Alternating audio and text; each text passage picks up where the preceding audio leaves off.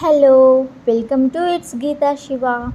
ఈరోజు ఎంతో టేస్టీ అయిన బోటి కర్రీని ఎలా రెడీ చేసుకోవాలో చూద్దాం. ఫస్ట్ అయితే బోటిని శుభ్రంగా కడిగి 7-8 విజిల్స్ వచ్చే వరకు బాగా ఉడకబెట్టి క్లీన్ చేసుకొని పెట్టుకోండి. ఇప్పుడు స్టవ్ పైన ప్యాన్ పెట్టుకోండి.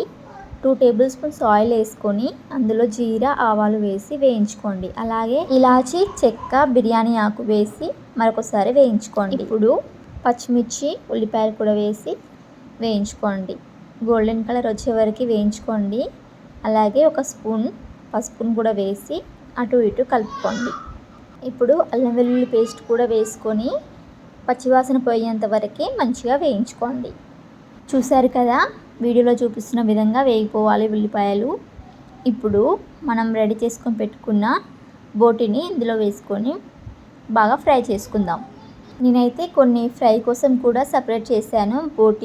బోటి ఫ్రై కూడా ఎలా ప్రిపేర్ చేయాలో నెక్స్ట్ టైం తప్పకుండా చూపిస్తాను. ఒక రెమ్మ కరివేపాకు కూడా వేసుకోండి. స్టార్టింగ్లోనే వేసుకోవాలి, నేనైతే మర్చిపోయాను. ఇప్పుడు సాల్ట్, కారం, ధనియాల పొడి వేసుకొని మరొకసారి అటు ఇటు కలిపి ఉడికించుకోండి. అలాగే గరం మసాలా కూడా ఒక 1/2 స్పూన్ వరకు వేసుకోండి. చూసారు కదా, ఇవన్నీ ఆయిల్లో బాగా ఫ్రై అవ్వాలి.